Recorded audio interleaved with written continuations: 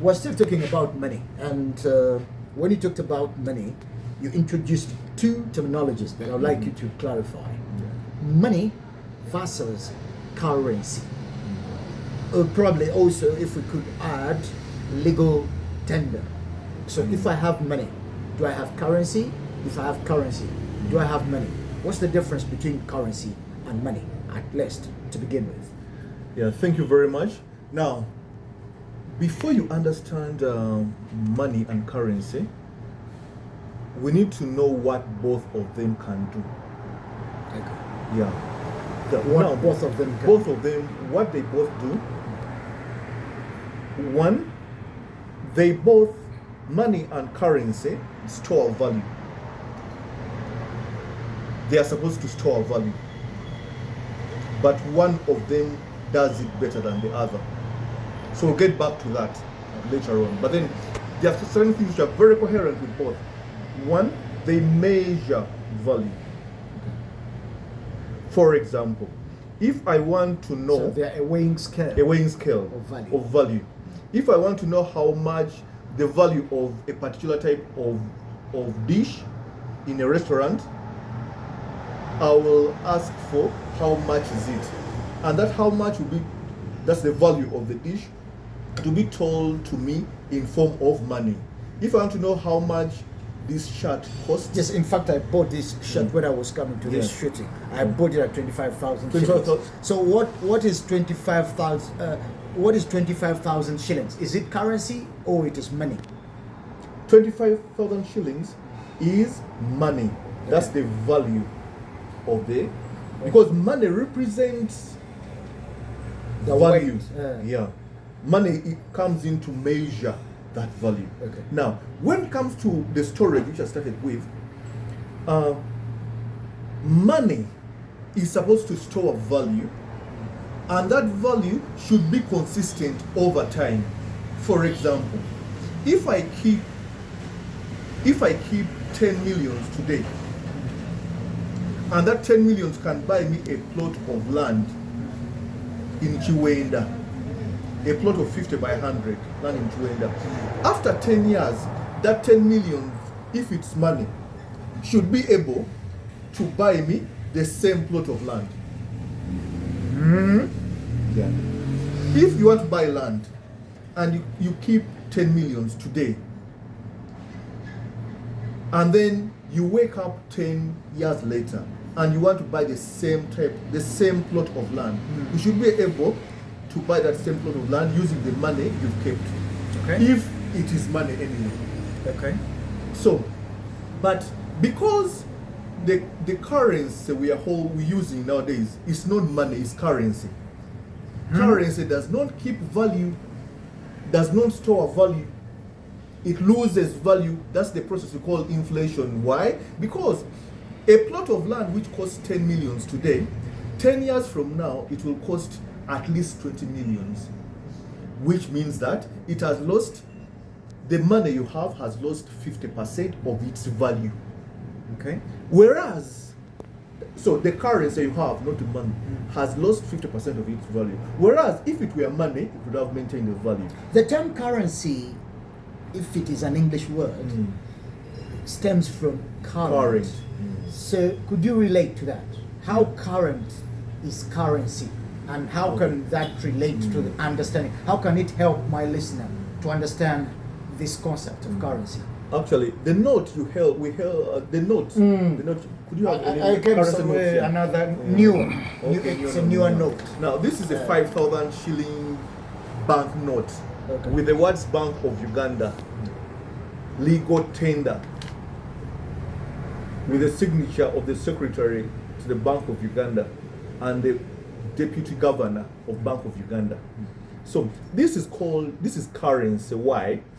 In finance and accounting, we use that English term current. Okay. Now, the word current refers to current assets or things of value which must be used in the current time. Okay. Now, in the now. Okay. And those things the now in accounting and finance is between now, in time, and up to 12 months. So anything which you can use, which can keep value for up to 12 months without losing value, and after 12 months it's bound to lose value, and it's called a current asset. Okay. Yeah. So money is the most current of all current assets. That's why it's called currency. Because even for it can't even go up to 12 months. Money loses value usually in 3 to 6 months. It will have lost value, some form of value. Okay. Now, because money loses value in a very short period of time, for example, you can find a liter of fuel costing 5,000 shillings today, but in 6 months' time, it will cost 5,200 shillings. That means that the money, it's not the fuel which has lost value, no, or which has increased in value. No, it's the money which has lost value. So because money loses value at a faster rate, that's why it's called currency. When money has lost value, what has it lost? When money has lost value, what we mean is that this 5,000 shilling note cannot buy the same value it could buy 3 months ago or 4 months ago. Okay. Yeah, that's what we mean by losing value. Therefore, it means the value is standard. Okay. The value is standard. Therefore, but the money, you need more money to buy the same standard of value. Therefore, if I would like to immune myself from my value loss of money, what do I need to do? You should not keep your value in money, in currency.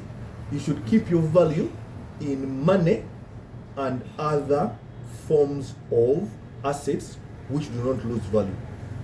Say that again. I should not keep my value in money, currency. in currency. You should keep your value in forms of money that don't lose value, and also Such in as? other fixed assets or long-term assets. Give me the which don't forms. lose. Okay. Let us give me the forms that do not lose value. The forms of Now, money that do not The lose value. forms of money which do not lose value are precious minerals like gold, silver, and other precious Are you minerals. saying that silver and gold Are money? Yes, they're money. And actually, there are many wealthy people who keep their value in money, which is gold.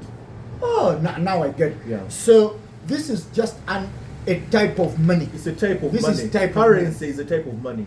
Actually, to tell you this, when at the beginning, in the early days of money, currency was never used. The first forms of money were precious minerals, were precious, valuable items, which were actual things which had value. We had salt, we had gold, we had silver, we had cowrie shells, we had all forms of precious valuables. They are actual things of value, because this currency is not it does not have much value. For example, this is a 5,000 shilling note. But to make this 5,000 shilling note, the actual value within this 5,000 shilling note may be about 30 shillings. Because to make this 5,000 shilling note, you may need only 30 Ugandan shillings to make it. So the actual value of this currency note of 5,000 is about a maximum 50 shillings. When we come back after this short break, I would like us to expand upon how best can we store value as related to money. Yeah? That we want, because he has given us forms of money, that silver and gold are forms of money. All right? Then he talked about something called assets. All right? When we return, I would like us to expand upon that point. Thank you. Keep it here in